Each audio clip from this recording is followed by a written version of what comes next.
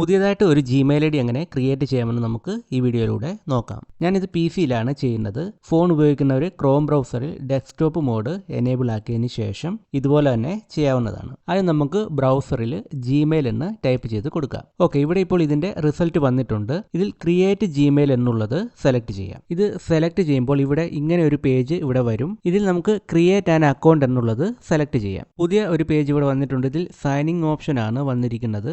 ഇതിൽ താഴെയായിട്ട് create account എന്ന് കാണാം. ഇത് സെലക്ട് ചെയ്യാം. അടുത്ത പേജ് ഇവിടെ വന്നിട്ടുണ്ട്. ഇതിൽ നമുക്ക് ഫസ്റ്റ് നെയിമും ലാസ്റ്റ് നെയിമും ടൈപ്പ് ചെയ്ത് കൊടുക്കാം. ഇത് ടൈപ്പ് ചെയ്തതിന് ശേഷം നെക്സ്റ്റ് ക്ലിക്ക് ചെയ്യാം. അടുത്ത പേജിൽ നമുക്ക് ഡേറ്റ് ഓഫ് ബർത്ത് കൊടുക്കാനും ജെൻഡർ സെലക്ട് ചെയ്ത് കൊടുക്കാനുമുള്ളൊരു പേജാണ് ഇവിടെ വന്നിട്ടുള്ളത്. ഇതിൽ നമുക്ക് ഡേറ്റ് ഓഫ് ബർത്തും ജെൻഡറും സെലക്ട് ചെയ്ത് കൊടുത്തതിന് ശേഷം നെക്സ്റ്റ് ക്ലിക്ക് ചെയ്യാം. ഇവിടെ ഇപ്പോൾ അടുത്ത പേജ് വന്നിട്ടുണ്ട്. കുറച്ച് മെയിൽ ഐ ഡി സജഷൻ നമുക്കിവിടെ വന്നിട്ടുണ്ട്.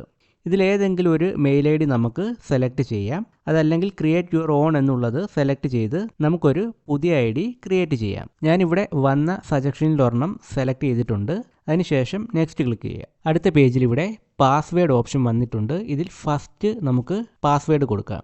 അതിനുശേഷം ഒരിക്കൽ കൂടി പാസ്വേഡ് ടൈപ്പ് ചെയ്തതിന് ശേഷം കൺഫേം ചെയ്യാം. ഇനി നെക്സ്റ്റ് ക്ലിക്ക് ചെയ്യാം. അടുത്ത പേജ് ഇവിടെ വന്നിട്ടുണ്ട്. ഇതിൽ നമുക്ക് നമ്മുടെ മൊബൈൽ നമ്പർ ടൈപ്പ് ചെയ്ത് കൊടുക്കാം. മൊബൈൽ നമ്പർ കൊടുത്തതിന് ശേഷം നെക്സ്റ്റ് ക്ലിക്ക് ചെയ്യാം. ഇവിടെ ഇപ്പോൾ OTP ടൈപ്പ് ചെയ്യാനുള്ളൊരു ബോക്സ് ഇവിടെ വന്നിട്ടുണ്ട്. നമ്മൾ കൊടുത്ത ഫോണിലേക്കൊരു OTP വന്നിട്ടുണ്ടായിരിക്കും. അതിവിടെ കൊടുത്തതിന് ശേഷം നെക്സ്റ്റ് അടിക്കാം. നെക്സ്റ്റ് പേജിൽ നമുക്കിവിടെ ഒരു റിക്കവറി ഇമെയിൽ ഐ ഡി കൊടുക്കേണ്ടതായിട്ടുണ്ട്. വേറെ ഇമെയിൽ ഐ ഡി എന്തെങ്കിലും ഉണ്ടെങ്കിൽ ഇവിടെ കൊടുത്തിരിക്കണം.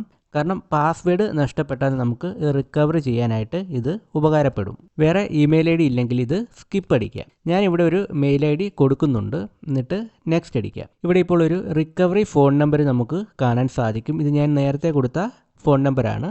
ഇത് റിക്കവറി ആയിട്ട് ഇവിടെ വന്നിട്ടുണ്ട്. നമുക്ക് ഇതിന് താഴെയായിട്ട് നമുക്കിത് നെക്സ്റ്റ് അടിച്ചു കൊടുക്കാം. അടുത്ത പേജിൽ ഇവിടെ വന്നിരിക്കുന്നത് പ്രൈവസി ആൻഡ് ടേംസ് ആണ്. ഇതിൽ താഴെയായിട്ട് എഗ്രി എന്നൊരു ഓപ്ഷൻ ഉണ്ട്. ഇത് നമുക്ക് ക്ലിക്ക് ചെയ്യാം.